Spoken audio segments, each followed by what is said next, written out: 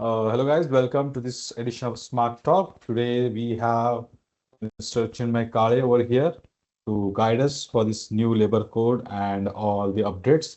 So welcome Chinmay, over to you. Thanks a ton, Gaurav. Okay, cool. Hi, everybody. A warm good evening to everybody. So a brief intro about myself. I'm Chinmay Kale, Chartered Accountant. I'm qualified for more than 5 to 6 years of experience, and since then I'm closely collaborated with ClearTax as well. So today, with ClearTax in collaboration with Pocket HRMS, right? We are trying to decode what is the new code, right? So it is the new labor law for New India that has been put into place in the last month. So we are very eagerly trying to see what is the change that is going to come in. I'll start presenting my screen. So we'll start with the.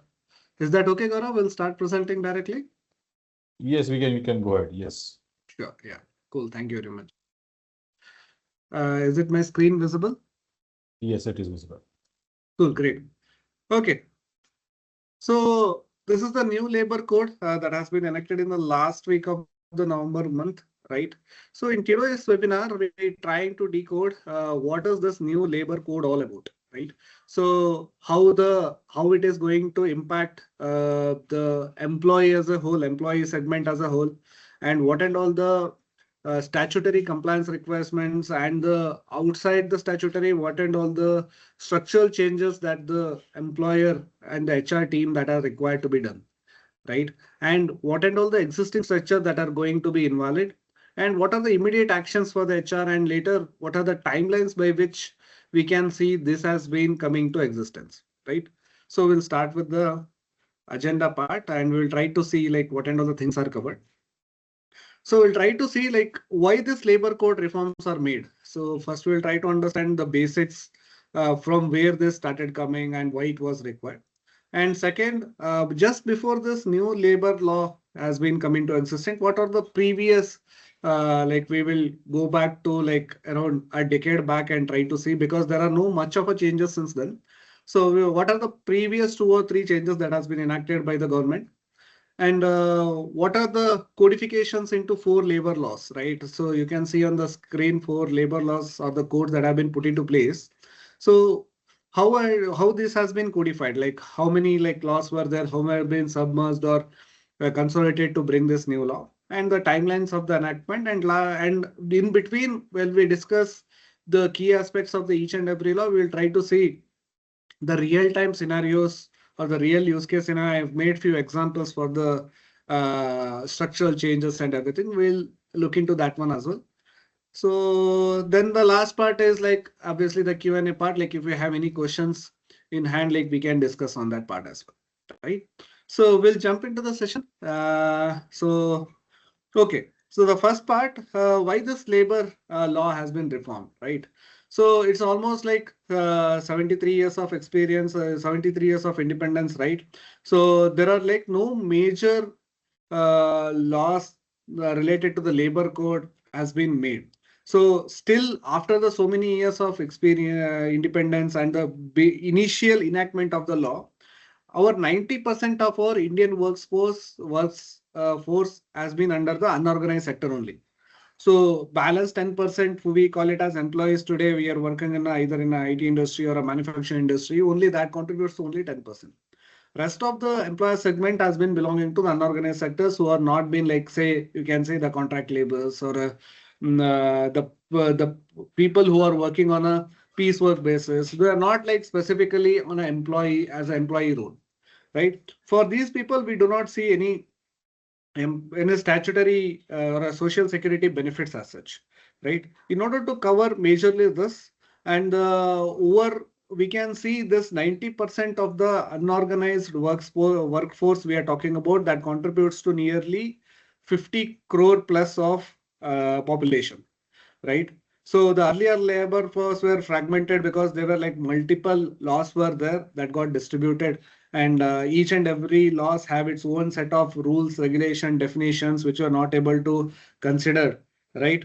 So the later like created the compliance part from the employer angles is also very harsh. So they have to file like multiple returns. Few of them are quarterly, monthly, and annually. The same information has to be repeated across the multiple statutory requirements. They are trying to uniform all this, right? In order to bring the security to the employees in the form of like, okay, so this is the one law that has been being into force and you will be covered by this. So that will bring the clarity to everybody, right? And at the national level also, we will get the proper uh, consideration saying that, okay, the proper laws has been enacted, which is updated in nature. And it will become ease of compliances also with the codification. And it will cover unorganized and the organized sector as well. So it will provide the benefits which are available for the current set of employee segment. It will be covered for the entire workforce segment, right?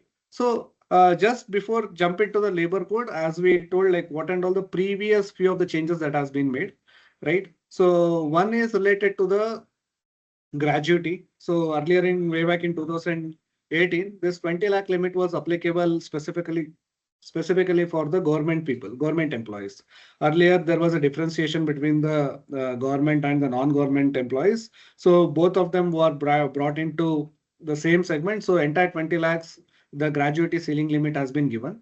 So the next year is digital wage payments. So earlier the payment of the wages side was not talking anything about the payment of the wages to the labor force, right? So now they introduce the digital wage payment where even if you make the payment by digital mode by check or by the way of NEFT or RTGS, now everything has been considered as a wage payments itself. So here it will help us to bring the audit trail and the tracking of the system will be more easier. So the maternity benefit was enhanced. Earlier, it was like around 4 to 4.5 months was maternity benefit was given to the employee. So the later it is enhanced to 26 weeks, right? So this was the high level glimpse of the previous reforms that has been introduced as a part of the labor codes. So the next talking about the codification of the this particular 4 labor codes, right? So the first one is the code on wages, the code on social security, industrial relations code, and the occupational safety and health working conditions code, right? So these are like earlier there are like fragmented codes of 29 labor laws. So the number itself looks scary, right? So 29 labor codes, which we never heard of also, many of them being an CA or being a HR. So we didn't even know that 29 labor laws were there. So gradually, like the few of them were phased out and they were like converted into rules. Few of them were acts, but consolidatedly 29 were there and they are made into the submerged or consolidated 4 codes now, right? So each and every codes, as I said, has the different way of definition. Say that under the Payment of Gratuity Act, right? So it was the labor definition of the salary was different. Definition of the employee was different. The definition of the payment calculation method was different. On what basis you have to give the gratuity was different. The same thing with respect to the PF, ESI, even in terms of the leave encashment. All these things were having their own definitions. So tracking the each and every definitions and making it compliances was a very hardship one. So and across we have multiple departmental boards and multiple returns also, right? So these were causing actually the very nightmare for the finance and the HR team to compliance with.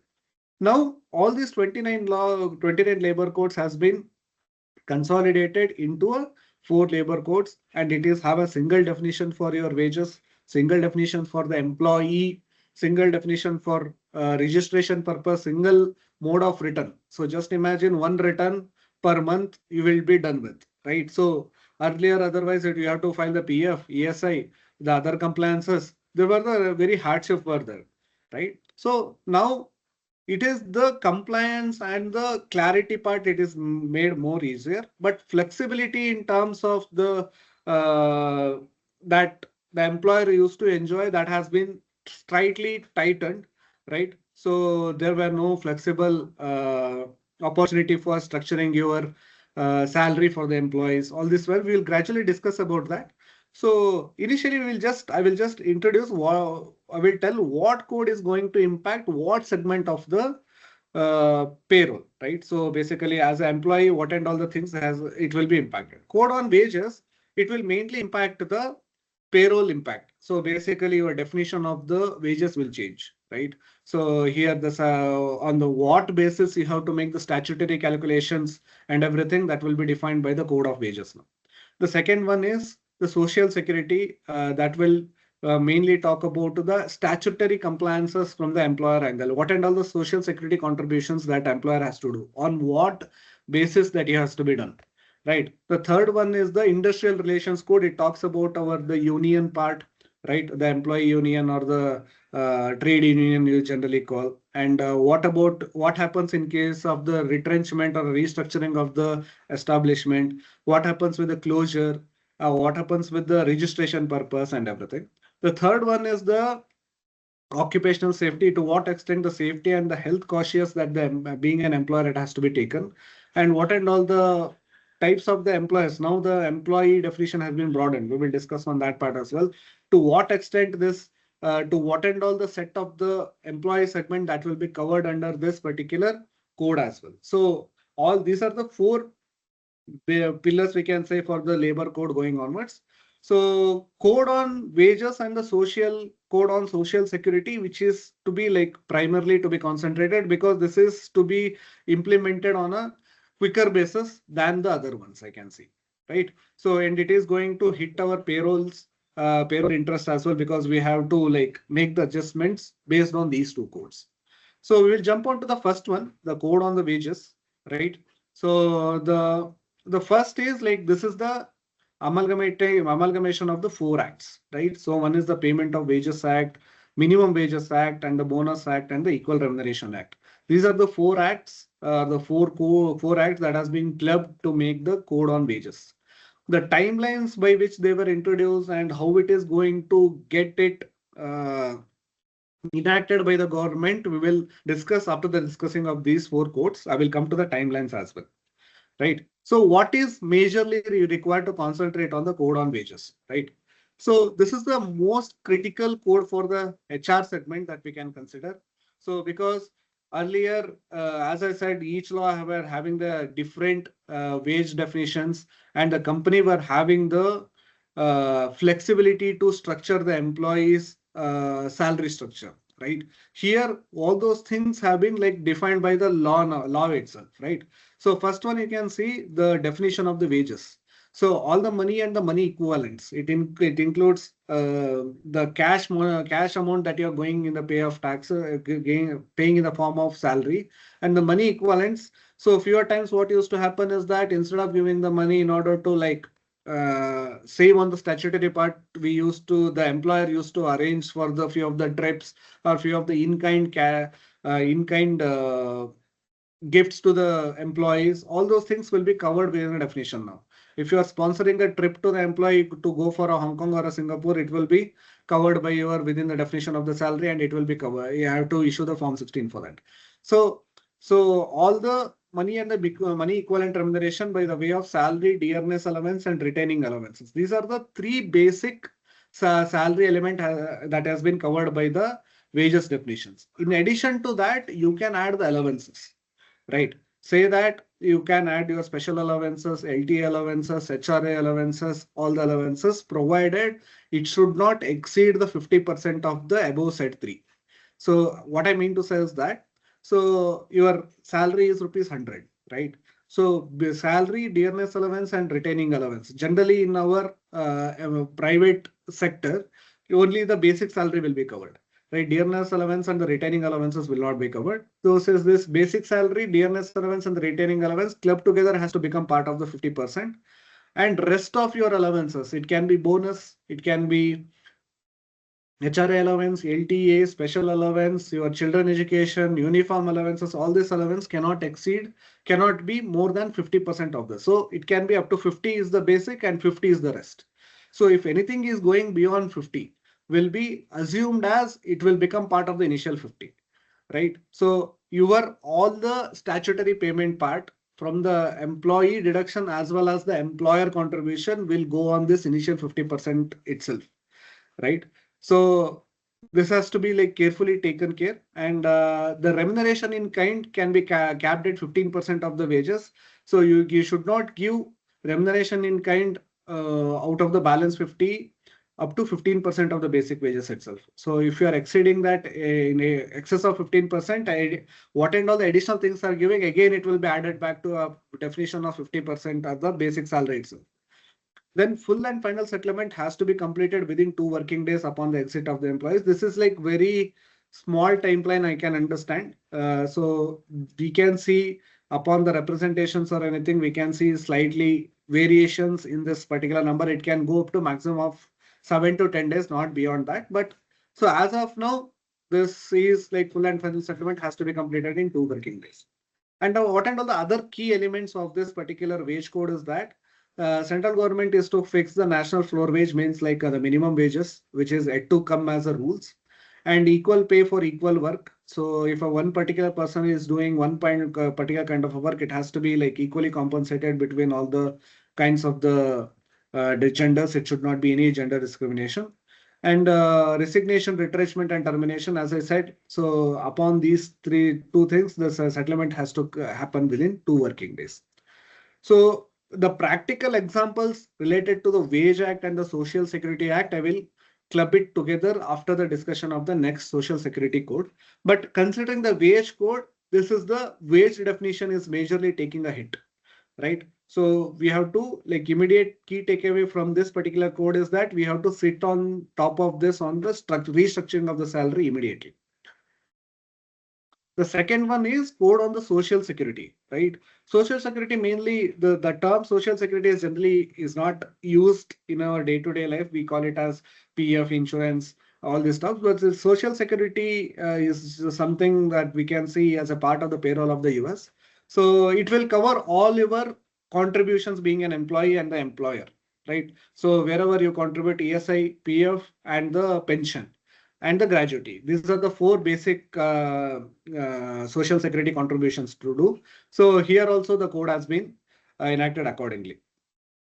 So basically here 9 codes have been amalgamated to make a social security code. The heading got the bit of a changed. So all these compensation code, insurance code, and the provident code, maternity benefit, gratuity act, social security act, welfare fund, and the contractors fund, and the Employment Exchange Act. All this act will be clubbed together and will be made as a social security code earlier. And all these acts will be now will have a sunset. So now the social code security will come into picture.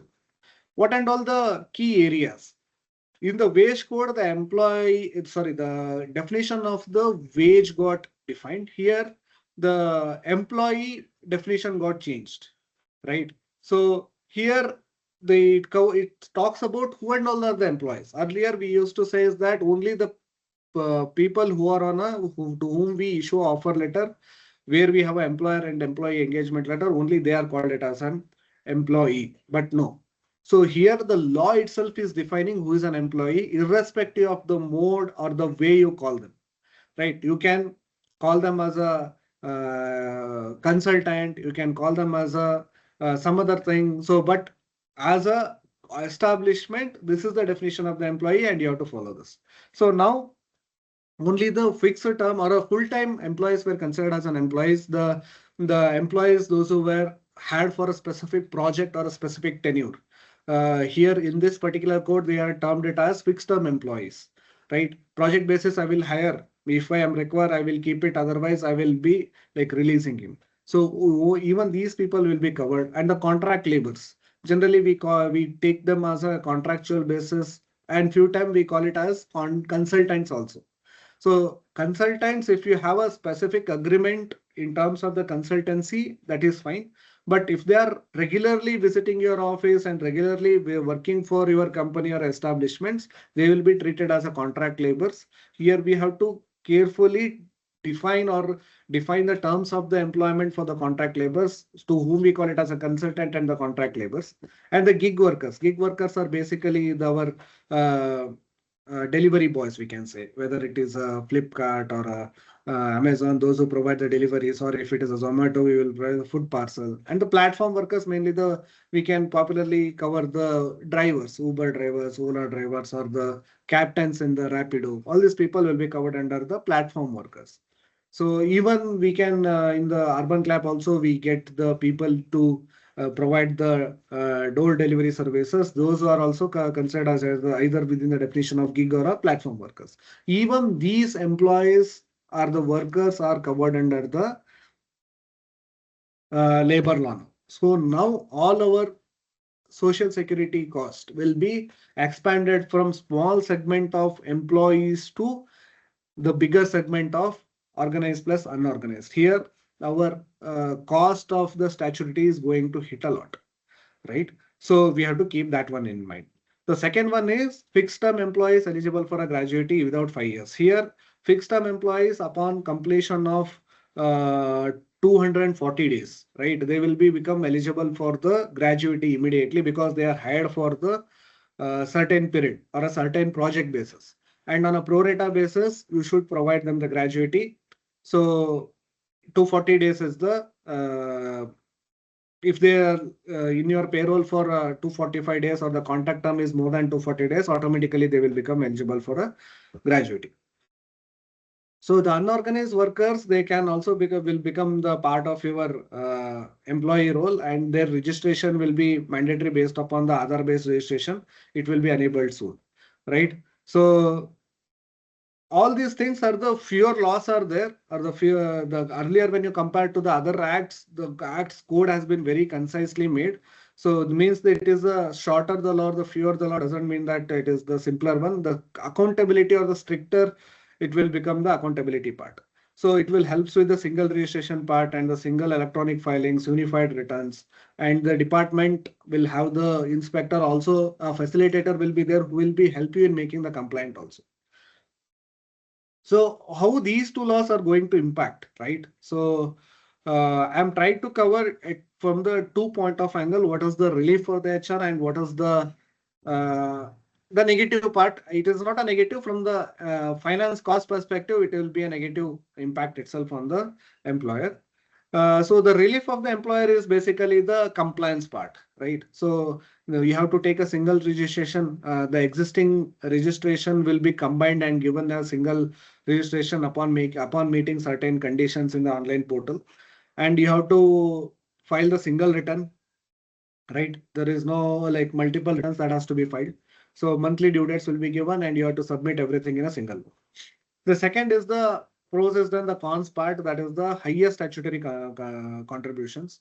So we have to basically where we used to play around with allowances in order to keep the basic lower, right? So that will be totally need to be like immediately changed so that the PF has to be contributed, or the pension has to be contributed, or the gratuity has to be contributed on the 50% of the CTC. There is no compromise in that. You have to restructure the things. And the gratuity, so since the longer the term the employee remains with you, the longer will be the gratuity, because even though the definition of making the payment of the gratuity remains the same, but the base element of the basic salary definition is getting changed. Automatically, the provision of the gratuity has to be taken care, right? Wage definition will be applicable to the ESIC also. Earlier, few of the organization used to keep the ESIC separately, right? So in those cases, the wage definition will come under the ESIC definition, will applicable for the ESIC definition also. Over there, 21,000 threshold is there for the basic salary. With increase in the basic salary, even though the larger segment of the unorganized people are moved out of the ESIC, but the the base on which the ESIC is paid is getting widened, right? So I can see this statutory part is mainly going to hit the manufacturing units, or where the labor heavy oriented companies, right? Where we can expect at least a minimum of 20 to 22% of increase in the PF cost alone, not considering the ESIC and their own. PF cost alone, we are expecting to increase by 20%. So I'm just trying to give one, the case study for the impact on per 100 employees. Say that monthly CTC per employee, right, is rupees 1 lakh, right? Earlier, standardly, we used to structure the basic around 35 to 40%, which is around like 35,000. Now with the new wage code, it is coming to 50,000. Automatically, when you calculate 12% of this employer contribution towards the PF and few of the options to contribute to the NPS also, automatically you can see that with the same CTC, with just change in the basic salary for 100 employees, there is increase in the cost of around like 1.8 lakh in terms of PF and 1.5 lakh in terms of NPS. So, and also the gratuity payout upon completion of 5 years, right? I'm considering the full-time employees only. It is getting increased by around 3.5 lakhs, right? So this is to the extent the hit is to be taken by the establishment being an employer. So what and all the immediate action items for the HRs, right? So here the HR has to review the compensation structure that has been defined for the employees. We have to see that what and all the things are getting changed. Basically, the definition of the employee, definition of the wage structure. We have to sit and start working on that. What is the mutually beneficial? It should not hamper the employee also, and it should be abiding the law as well, and it should try to reduce the cost of the company also, right? And we have to redesign the basic and the allowances ratio. So the restructure will majorly focuses on this particular assembly, because here where the large amount of imbalance is there, I can say. So basic will increase, allowances will reduce. Whether we have to communicate the employee with respect to the compromise on the compensation part, or the existing compensation has to be adjusted with the new law, that is something has to be decided. And tackling the cost of bonus, overtime, leave encashment that are directly linked to your salary part. So basic salary, whenever the employee leaves the company, the leave encashment is directly linked to the basic salary. And if it is a manufacturing unit, if it is a overtime, directly linked to your salary. Bonus is also certain percentage of your basic salary. All these are cumulatively affecting your payroll cost, right? So what and all the key things that we have to do immediately is that first one is the appointment letters. So employee safety, that is the fourth code we are going to discuss, that mandates the issuance of the appointment letters. And also the social security, sorry, the wage code talks about the settlement process. And if you have any internal HR manuals are there, that has to be updated so that all the people in the HR team will be aware about what is the latest changes that has been adopted by the establishment. And the employment contract has to be like wherever it is necessary has to be rechanged, right? And fewer employees will be there because of the increase in the basic salary. Employer contribution will be higher. In parallel, employee contribution will also be higher. So we have to convince the employee saying that why he is taking lesser take-home salary, right? And why there is an increase in the statutory deductions. So these are the two things that we have to convince the employee. They will be a layman, may not be unaware about the law and everything. So for the layman, making them understanding and making them trying to help them with the real case scenarios, or post one or two initial compliances showing them that, okay, this is getting how it is, the additional reduction in the take home salary, how it is going to reflected in his PF passbook or something, we have to make him understand. So from these two codes, we can say the salary structure designed only to the PF will fail, right? So salary structure has to be restructured. So you have to make it compliant. HR teams must strengthen the exit process. Delays will no more be complement, because within 2 working days or we have to make the settlement, full and final settlement. So making sure that collecting the asset devices, IT assets or the ID cards, getting the NOC from all the departments, it has to strengthen the HR exit process more stronger, right? So we have to make sure that he will be settled everything within 2 working days. That is the main thing. These are the key takeaways from the two parts. And moving onwards to the next industrial relations code. This is the combination of the basically the 3 acts. So one is the Trade Union Act and Employment Act and the Disputes Act.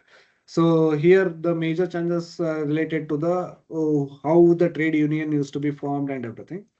So what are the key changes are there in this?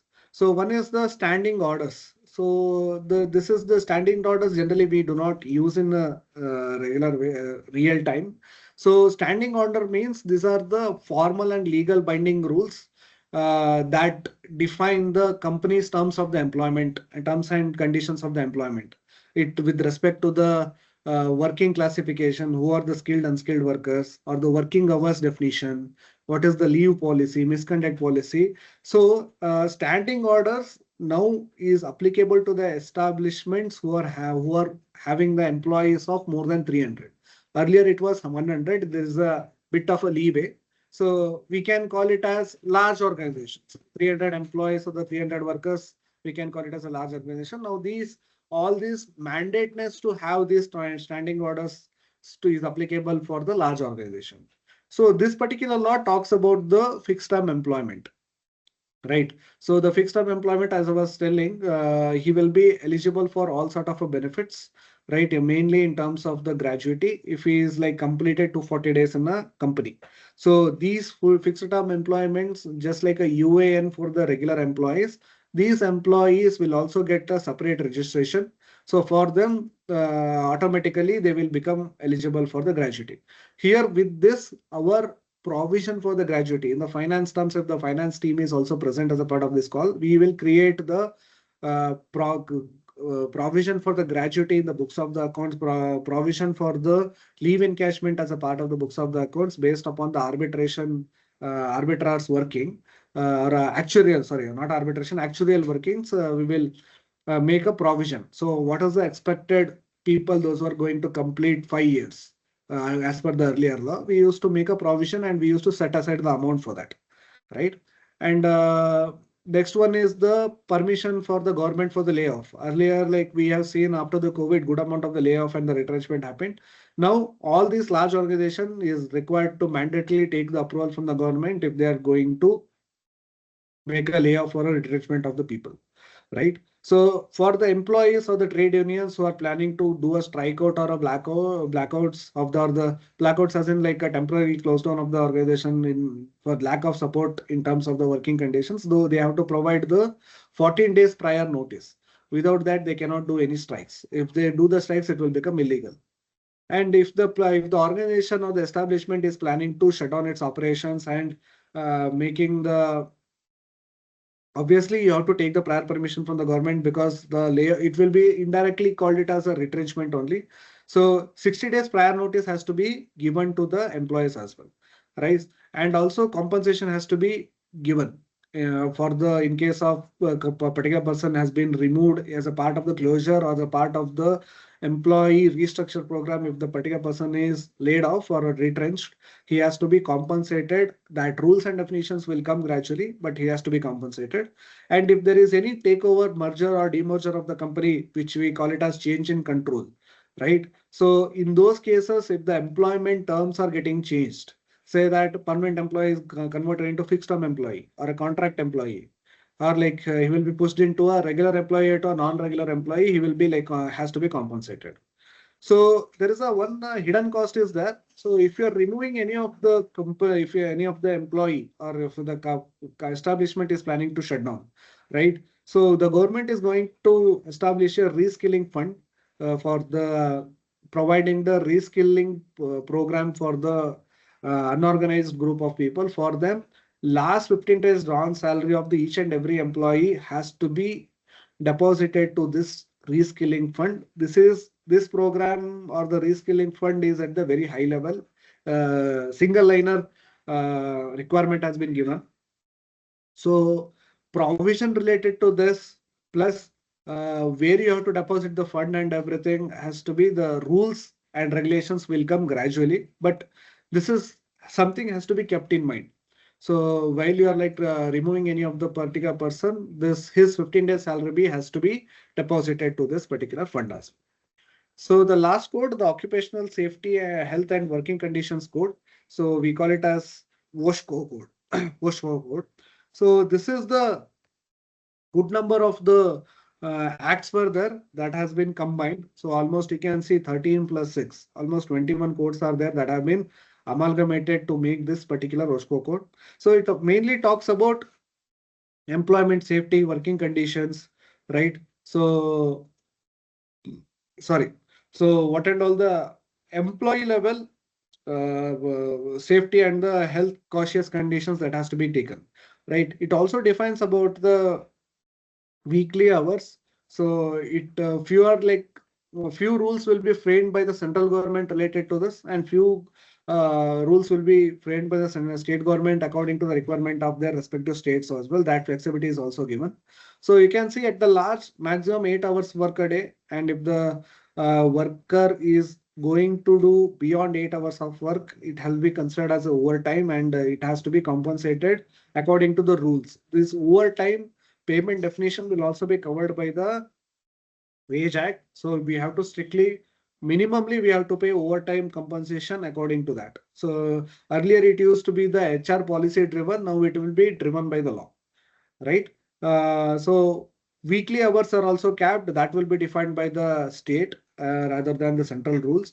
1 day weekly rest is mandatory, and leave encashment upon completion of 240 days of the working, it will be compulsory, right? If the employee is aged more than 45 years, his annual health checkup cost will be borne by the company, or employer has to facilitate for his annual health checkup, right? So women are also allowed to do a night shift in fewer segment of the places. For example, minings, right? Over there, women were not allowed to do a night shift.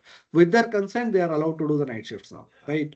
And this OSHA code will talks about the registrations, what and all the compliances, because all the other codes will talk about the what and all the requirements to be followed. Here we will talk about the compliances part, how we will going to happen. So here it is a single electronic registration across all the requirements for all the compliances part, and the existing registration will be automatically taken care by the newer course that has been promised. But the transition will be there. How we are going to migrate and everything, that will be rules will be framed for that, right? So here contract employees who are like going to join, they also required to get a license, which is having a validity of 5 years. And a single contract can work across the multiple states also. It is a national or a pan level license you can consider. So whenever you hire a contract based employee, he should have this license. Here employer should educate or help the employee to get this license. This is what the law itself says, right? It is not the owners, or the facility has to be provided by the employer. So the option will be there in the portal itself to give them the license. So the applicability of all these codes and the registration is given there. So in case of the factory, with the aid of power, without the aid of power, the requirement is 10 and 20. And the building and the construction 10, and the contract labor, wherever they are purely working on more than 50 contract labors, this session. So generally, everybody will work with the help of the power itself. So all the software industries, IT industries, manufacturing industries will be covered under the first limb itself. So all the more than 10 workers, if you are having, whether it is a full-time contract, gig worker, platform workers, irrespective of that, you have to take this registration, right? So now we will talk about the timelines, right? So this is the key aspects. So the four new labor codes were passed by the parliament in 2019-20 itself, right? So, but they were they were in the form of bills, they were passed in the parliament, but it is not uh, until it is actually notified in the official gazette. We call it as official gazette. In the OG, if unless if it doesn't come in the form of the law, it will not be called it as notified. So initially, when the codes were passed in the parliament, it will be open in the form of draft. So it is open for the public opinions, and anybody like can make the representations and everything.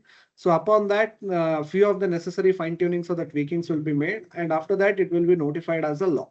So with effect from 21st of November 2025, now it has been formalized as a law. So the government has officially brought four labor codes in place of the 29 laws. This will be immediately will come into effect.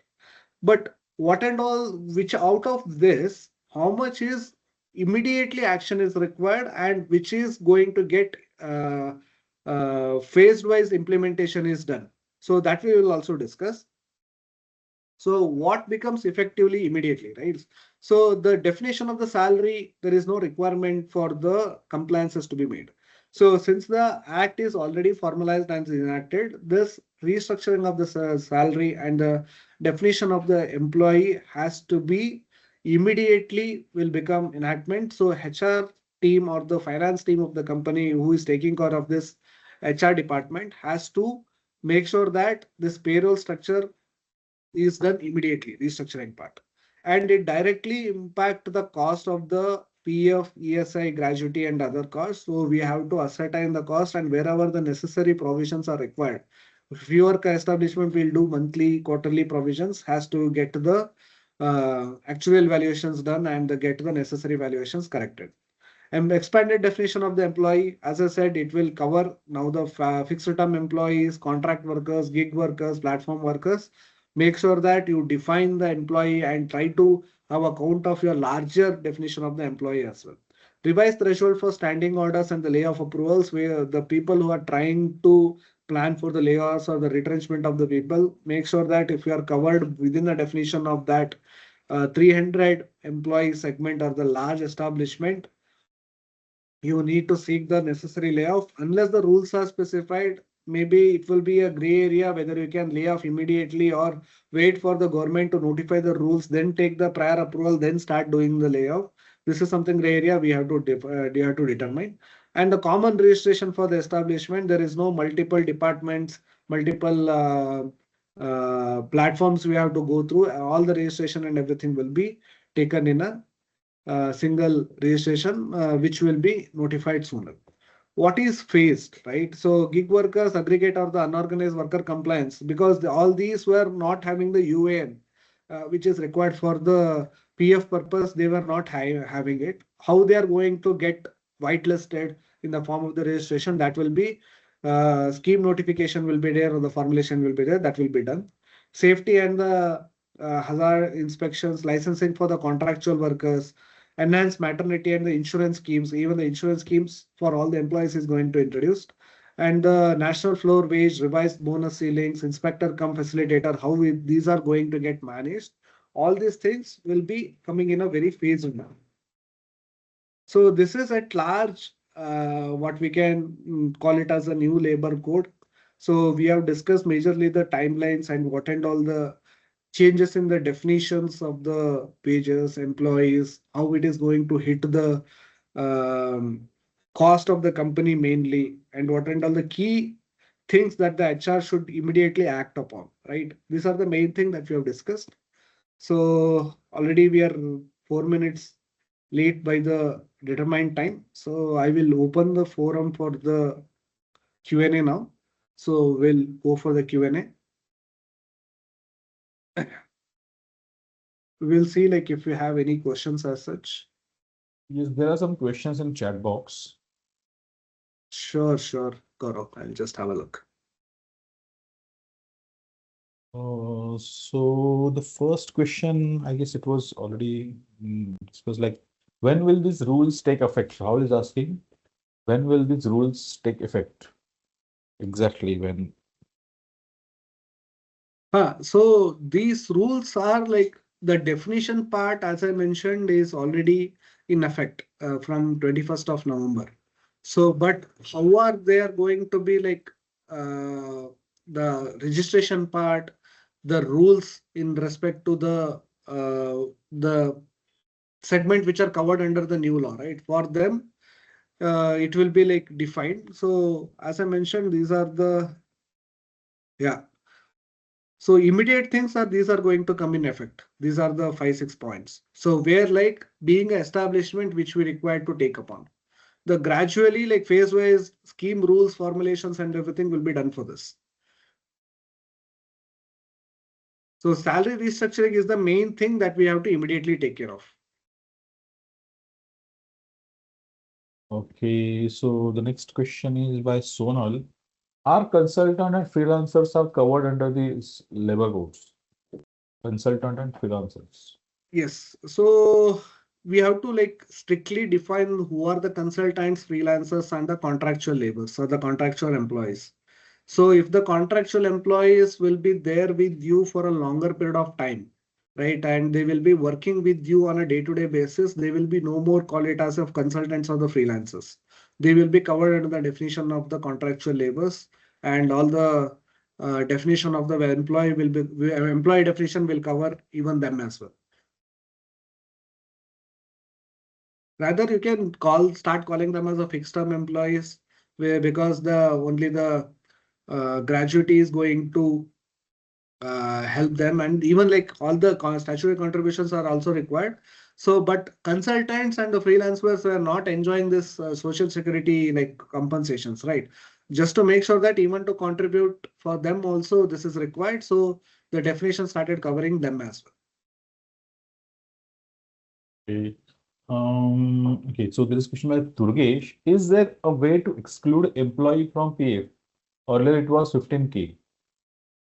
Threshold will remain the same itself. So if the employee is having any CTC per month CTC of below 30,000, automatically he will be excluded.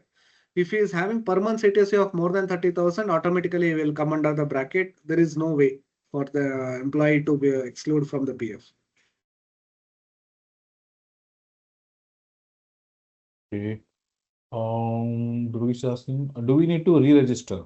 Exactly, I don't know. I don't know. Do we need to re-register? Registration mainly is like the people, those who are having already the PF registration, ESI registration, what they have to do. So this will be a migration thing. So because everything will be shifted to a common registration portal itself. So the rules related to that and everything, till the time the new rules have been framed and everything, according to the new wage definition or structure, we need to start doing the remittances of the PF, ESI and calculation of the gratuity, NPS and everything. So how we are going to get migrated gradually, because the social security contributions in the form of PF, NPS or a gratuity or a ESI, it is not going to get changed. It will be clubbed under the same law, under the same name itself, and the contributions will continue as it is. Till the moment the common portal has been notified, you will be doing the same contribution to the respective set of people under the new wage definition and under the new wage employee definition. So here your cost of the PF or the statutory everything will start increasing from the day one of the 21st November itself. There is no immediate requirement to do the re-registration. That scheme and the notification that will come in. How to calculate ESIC? If basic is 50% of gross, will the ESIC be calculated on 50% of gross or total gross? If basic, okay, ESIC contribution is also on the basic salary itself, right? So your total CTC is like, again, if I take an example of over there also the threshold of 21,000 is there, right? So for the ESIC, if your like salary is 40,000 per month, basic salary will amount to 20,000. So now you are like mandatorily has to contribute to the ESIC on 20,000 rupees. It is not 50% of the base. If it is not 50% of the gross, it is 50% of the gross is the basic wages, and the ESI percentage has to be done on your basic wages. And now earlier what used to happen is that 40,000 was your total CTC. You used to structure your salary saying that 10,000 is basic, 10,000 is HRA, 10,000 is other allowance, 10,000 is bonus. So now straight away 50% is basic, rest is another 50%. So your ESIC liability will be more on the additional 10,000. Okay. So Savvy is asking, can special allowances be considered in inclusions as it is not specifically mentioned in the exclusions? So in the wage definitions, they have given basic, the salary, dearness allowance and retaining allowance are the three basic things will contribute your 50%. These three based on which you have to pay your all the statutory compliances. Anything that you can pay rest of the 50% as you wish, but it should not exceed 50%. If it exceeds 50%, automatically it will add up to the initial 50. So your salary is equally bifurcated now, 50% as a basic retaining and the dearness allowances, and rest of them are others, right? So you have to structure it in this way only, and your PF will be calculated on your initial 50 only, half of the salary. Okay, the next question by Dhwani. Statutory bonus, which is paid on monthly bonus, to be considered in definition of wages, since exclusion has on bonus that is not part of salary. See, like how we are terming this as a bonus, whether you are making it part of the CTC, then yes, it is automatically within fall under the definition of wages. If you are giving this bonus in the form of any other in kind also, in the form of vouchers or in the form of gifts or anything, that should not exceed 50%. That is also there. But if you are giving in cash the bonus to the employee as a part of his payroll, then it will be covered under the definition of wages itself. It cannot be excluded. Navin is asking, any bonus payable under any law for the time being in force, which does not form part of the remuneration payable under the terms of employment. If statutory bonus is paid on monthly basis, will it be included in the definition of wages? It's a long question, yeah. So it is on the same line. Mhm. So you can say that bonus, which for the time being info, which does not become part of the remuneration payable. Like, okay, ultimately, when you define your CTC, automatically this bonus was generally considered as far as I seen, right? So you say that like annual package is 10 lakhs, 8 lakh is fixed and 2 lakh is variable. You will define it the day one itself. When you define it the day one itself, automatically to this 2 lakhs is part of your remuneration itself, and you will be paid with this 10 lakhs. So, okay, upon meeting this, not meeting the performance or anything, this 2 lakhs may vary. But when you consider the actual bonus amount, even if it is zero or even if it is 100%, so 50% has to be go to the basic and rest of the thing is very simpler. 50% and 50%. This is the rule, thumb rule, basic thumb rule. Okay. Okay. So only asking consultants which are on hourly basis, they are not covered as contractual employees. So I'm not understanding. So by looking at the things, so how long they are going to be there with you? So consultants are working with you on a day-to-day basis, with you on a regular projects of the company, and they are going to be there with you for more than 240 days. Automatically, they will become part of your payroll and all the benefits you have to be given to them. So after the enactment of law, I don't think so. Nobody will start hiring the people on a contractual basis. Everybody will start taking them as the fixed employees only. Even if you consider there's as a consider the if to say that okay me Contractual. right. So as of now, I'm a consultant to the ClearTax because I never work them today on a day-to-day basis. They will ask me on a piecework basis. I come and do the webinars and I will go.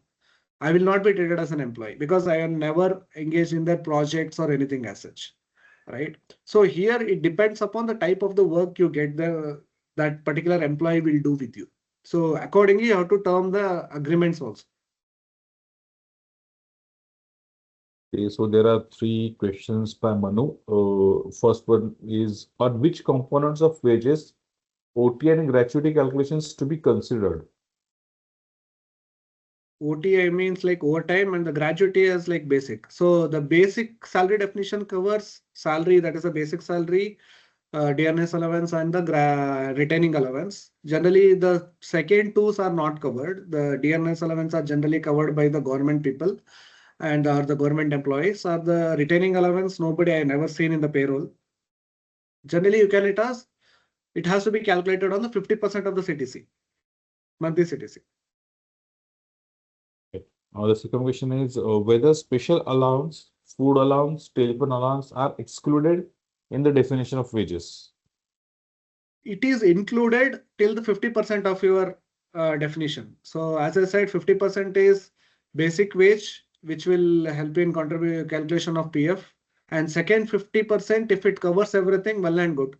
If it doesn't cover, it will not cover as a wages, it will cover as a basic wages. It will shift to the second limb to the first limb. Third one is, retaining allowance will not apply to all industries, university, right? Retaining Generally, allowance. as I said, retaining allowance are not popularly used anywhere. So this is like we call it as joining bonus or something like that. So not as a part of the regular salary. So I do not think so. Retaining allowance is popularly used. Yeah. So Rajkumar is asking whether graduate training engineer or apprentice covered under new labor code. Apprentices, yes, they are covered under the new labor code, but it is very generically they have given the definition of the apprentice.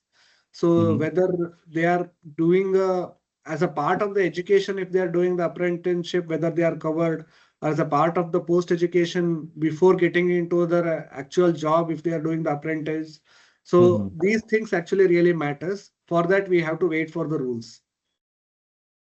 Okay. Ashok is asking if a consultant is appointed through a consultancy firm, do he will be considered as an employee? No, here you are appointing consultancy firms directly, right? Right. So say Mhm. that securities and everything or group D workers and everything, they are through a consultancy. We are paying them the lump sum check based upon the agreement. So here, those set of workers will come under the definition of the employee of that consultancy firm. It will not be covered as an employee for you. For you, it is a direct contract between you and that firm, not with the employees. Okay. Um, Nagaranjit. Okay, Nagaranjit is asking, what is the minimum employee count for a company to consider these codes? So as I, in the last in the OSHO code, I have shown you a particular small slide wherein like the applicability. If you are having more than 10 employees, then it will be covered. Okay. You will be covered in Uh, that. It is similar to our PF compliance requirement itself. Ramesh is asking, is it necessary to apply PF calculation on 50% of basic or wage should be 50% of CTC as per new wage code? And can we keep PF calculation at 12% of actual basic without capping the wage selling limit at 15K and not at 50% of basic? Here, wage definition itself tells that 50% of your total compensation has to be basic. When the basic definition of the wage itself tells that, then your contribution to the pay towards 12% of the contribution that you do as a PF, that has to be calculated on the 50% of the basic. Here it is very straight away they have given the definition. So there is no room for us to like interpret it in other ways. So 100 rupees is the cost, employee cost, 50 will become the basic, 12% of that 50 has to be the PF cost of the company. Okay. So Bhanu is asking, so what exactly the retaining allowance quoted in ESI circular recently circulated? So it is similar to the joining bonus, you can say, but it is paid on a monthly basis. Mohan was asking, DA and retaining allowance should be mandatory in CTC structure. So these three are the basic elements that defines 50%. If you do not pay DA and retaining allowance, your basic salary will have to be 50%. Your combination of these three shall be 50%, they are mentioned. So whether you pay only basic, whether only DA, only retirement, or the combination of these three should be 50%. So it is not mandatory to pay all these allowances. You can simply keep basic as 50, rest allowances as another 50. So another question by Dhwani is, can organization other than seasonal industry consider retaining allowances in the salary structure? Professional industry. I don't get this Seasonal, question. even I'm not able to understand. We'll skip. Next question is by Ashok. No, it is again repeated. If concerned, then okay. So Rajni is asking, will we get extra benefit from the client on already bidded or submitted tenders which are to finalize soon? Okay, so basically, generally in the tenders or in the quotations or whatever the mutual agreements that we generally enter, it's subject to the terms and conditions of the law existing as on that particular day. So this new code is going to be like prospectively will affect from 21st of November, right? So from what angle I'm trying to tell you, I don't know. So say that you are agreed for an uh, for us X amount with for the security person, if I am trying to interpret in that particular way. So then your consultancy firm may come back to you and renegotiate on this cost, because his cost towards the PF, his cost towards the statutory other requirements may increase. Because of that, he may demand slightly higher amount from you. This is purely based upon the negotiations only.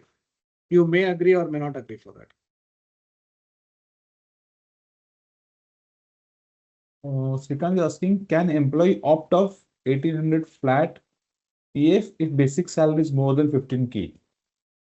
Here, there is no question of opting at all. So employee has to give 12%, because here employer is giving 12% of 50%, right? So there is no question for the employees to opt. So 12% of the actual basic will be deducted. Earlier, for the actual purpose, we used to calculate 15% separately. And for the structure purpose, we used to calculate this basic separately.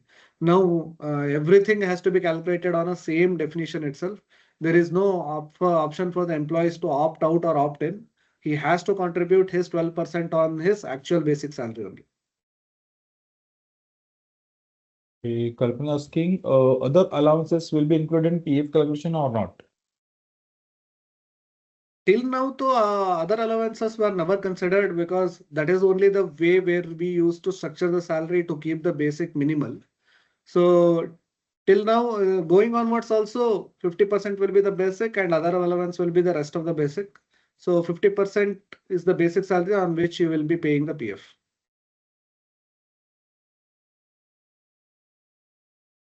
Okay. Shop and Establishment Act. Shop and Establishment is covered under which code? Shop and establishment, all the companies are called as establishments only by the definitions. So there is no separate definition, because in Karnataka we call it as shop and establishment license. So it will be obtained for even by the Kirana store also, Nandini Dairy also, even the other establishment, factory and everything. So this is the generic license has been covered. So you have to check your eligibility as per the table that I have shown. So I may present once again, but so in that, if you are like a company, generally we talk about the company. Here I can say most of the HRs are from the software or the IT company itself. Here we come under the definition of factory, which is having more than 10 employees, then you will be covered. Sridhar is asking, if employees are in probation period, if they are getting only stipend, then what will be the rule for them? See, this has to be required the clarification. So they will be covered under the apprentices, right? Or the interns. So where like if they are doing as a part of their educations, 99% they will not be covered. If as a part of the post PG or a post graduations or something like that, if they generally in the nursing segment, in the majorly doctors do that. Post PG, they will work for certain hospitals on a consultancy basis. They will be covered, even though they are called as apprentices. So they will be covered. But as a part of the study curriculum, I don't think so. It will be covered. Yeah. Is there any upper cap of basic in overall CTC? For example, can basic be set at 90% of overall CTC? It can be, but 50% is the basic they have been asked for. Generally, like 50%, I see that very harsh on the company itself. Though there is no upper cap on the entire 100 rupee, you can call it as basic only and contribute PF on that. There is no restrictions on that. Okay, but okay. I guess this one is already answered. So Ramesh has already. So in reference to the earlier question on PF, the PF rule says the contributions are payable on maximum wage saving of rupees 15,000, or the employee can pay at a higher rate. And in such case, employer is not under any obligation to pay at such higher rate. In such cases, can we not restrict the PF contribution at 12% of basic and make 15% of wages as including other components like DA plus retainer allowance? Yes, you can see the question in chat box to the last question. Yeah. The employee can pay at a higher rate, and in case of the employer is not covered on obligations to pay at a higher rate. In cases, we can restrict the PF to contribution to 12% of basic and 50%. Oh, that's what, right? So you have to pay the 12% on the basic. That is right. So, but you cannot ask the employee to contribute on a higher rate. See, like whatever the contributions that you do on the what the basic you consider as a part of the payroll. Here earlier we had a flexibility for the employee to contribute, say that for as a part of the CTC, my basic wage is 20,000 rupees, right, on a monthly basis. But as per the employee, I may opt, I will be paying on as per the actual, that is on the 20,000. The employer may give the PF on the as per the ceiling limit of 15,000, right? This was the option that we had. Either you pay on 50,000 only or you pay on 20,000. So there is no option at all because now the PF has been replaced by the wage code or the social security code now. So now everybody has to contribute on your as per the wage definition. So if you are like 20,000 is your basic wage, pay 12% on basic wage, being an employer or an employee. That's it. That's what, like, we are being an HR, it will become hard for them to convince on the lower compensation part, in hand salary, lower in hand salary. Yes. So I guess we are at the end. Okay, the last question, last question. So guys, this is the last question by Dhwani. So wages should be 50% of gross or CTC. So in CTC, it is gross plus employer PF, ACS contribution plus gratuity. So definition, employer contribution towards the PF and the gratuity will be set aside. So cost to the company, yes. For the company, employer contribution and the gratuity provision will also include. But for the wage definition, what and all the benefits that you're going to give it to him? Because this employer PF contribution and the gratuity is not part of the wage definition, because this is the employer contribution for the welfare of the employee. Even though it is cost to the company, but will not cover under the definition. So all the allowances other than the employer contributions has to be 50%. I am not able to understand, Vani. So what can organization other than the Industry. industry Yes. written? Okay, so let me, Dhwani, okay, let me unmute you. Yes, Dhwani, I'm allowing your mic. Please unmute yourself and ask your question for better understanding. Yeah, hi, can you hear me? Yes, yes, Yes. Dhwani, we can hear loud Yeah, and clear. actually, my concern is as per the definition of returning allowances, it is given to employees in seasonal industry for the period they are not working, right? So Yeah. that's my question is that ki, for organization or for establishment other than seasonal industries, can retaining allowances be included in salary structure? There is no negative rule as such that you cannot include. You are free to include because the retaining allowances, yes. Now I was able to recall. So generally in case of Kashmir and everybody, in case of a heavy snowfall days, there will not be any majorly of the visitors as such. In those cases, there will not be a major tourist people, and in those cases, hotel staff will also be lesser. In those cases, they will provide the retaining allowances in order to compensate for the non-payment days also. So retaining allowance maybe you can apply this particular allowance anywhere. There is no hard and fast rule saying that you have to adopt as per the seasonal industries only. Generally, they will adopt, not the others. It is mandatory for them, not for the others. And is there any limit for this, or we can, adjust whatever amount we want, we can give it for retaining allowances? Retaining allowance will be covered under the basic definition now. So up to 50%, we can adjust with the basic DNS allowance and the retaining allowance. All three together can become part of the minimum of 50% of the total employee cost. Thank you, Chinmay. Yeah, all right, Dhoni. Thank you very much.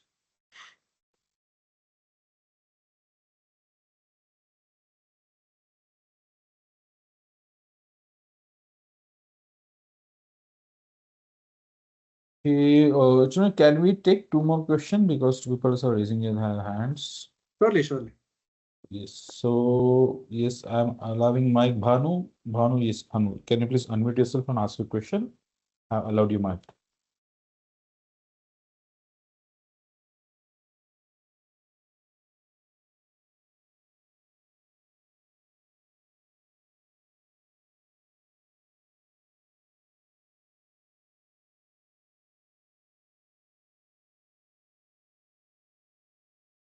Bhanu, you can unmute yourself and ask question. Okay, Bhanu's not listening. Oh, yes, Ashok. Let me allow your mic, Ashok. Ashok Sharma, you can unmute yourself and ask your question. You are raising your hand. Yeah, yes. Hello, Chinmay. It was a really great learning session today. And thank you very much for the same. My question was, if a consultant is appointed through a consultancy firm, do he will be considered as an employee? So I think I already answered this. Okay, I will just once more I will answer that. So you are Hmm. making an agreement with a third party firm, right? So where Yeah, you will be asking him to like give me 10 stars, right? yeah. So I need like this level of skill and I require like these 5 employees plus these 5 employees. So for them, you have the direct contractual terms with the consultancy firm, and you will be paying on a monthly basis the fixed amount. So these people will not be termed as an employee. They will be termed as an employee of that consultancy firm. So how Okay, he is hiring, it is up to him. Whether he is hiring them as well as a consultants or the employees or anything as such, he will that for that consultancy firm, he will be defined as an employee. So not for you. okay. And the company didn't have any issue on that as a Nothing. terming as an employee. Yeah, Make thank you sure very that much. you have a proper contractual agreement with that consultancy firm. That is the very key to Okay, prove that these 10 employees are not my employees. These are the consultancy firm representatives. now in our organization, only one person is there. Haha. So, so then there is no issue of 10. Okay. And he's appointed through the consultancy firm and he regularly comes to the office. Does it work and go? He can work and go or she can work and go, but make sure that this agreement has been executed. Yeah, agreement is done along with that. Yes. Then you are on a Okay, safer. thank you very much. Thank you very much. Thank you. All right, I guess this the questions are all over, and we already exceeded 18 minutes, Chinmay, so we should wind up this session. Yes. Sure. Any last point Chinmay would like to share? So yeah, so considering there's a new labor code, I can see that okay, it is harsh on the companies towards the uh, considering the contributions, but if we consider the workforce or the laborers or the employees, right? So we can see that many home delivery boys or these delivery boys of the e-commerce players, they were not actually like properly covered under any of the benefits, right? In just to make sure that all these people gets the proper benefits, this new labor law has been included gradually. Yes, so we will get used to it, and then we will start getting adopted to the newer wage code, and it will help these set of unregulated set of the labors will be able to get the proper benefits. So we have to take it in a very positive way. So, and we start to stay compliant. And whenever the transition or the migration that comes from our regular registration to the updated or the upgraded registration, please do that. And for that, if we get any opportunity, we will try to help you in that way also. And as we know that ClearTax is there, so it is not about only the taxes. It's all about the compliances that we help. So if you need any sort of a help in terms of the income tax or any law in case, please reach out to our support team, or we will share the contact details of the. I'll just present my screen and share the contact details of Yes, our sure, support sure. so that they will be able to get in touch with you. So these are the contact details. So you can write over the email or you can directly connect with them. They will directly help you with any of your nuances or anything as such. Okay. Guys, you Yeah. can take a screenshot of this slide and you can contact them later if you want any kind of services with the ClearTax. Any doubts? Yeah, Gaurav, then thank you for this opportunity to provide sharing this knowledge with everybody. So all the privileged segment of the company, we consider it as the HRs, because they will standing beside the employees who are the backbone of the companies, right? Who will motivate on our day-to-day basis to make them or like full efficiency. They will help us to work in the company. So they are like actually there has to be supported a lot. So thank you very much for this wonderful opportunity for Pocket HRMS as well as the ClearTax for me giving this opportunity. Yeah. Thank you so much, Chinmay. Thank you so much, guys, for joining today's edition of Smart Talk. See you soon in the next edition, the next month, and probably in the next year itself. Yes. So, in advance, Happy New Year and happy weekend. Bye bye. Yes. Thank you. Bye bye.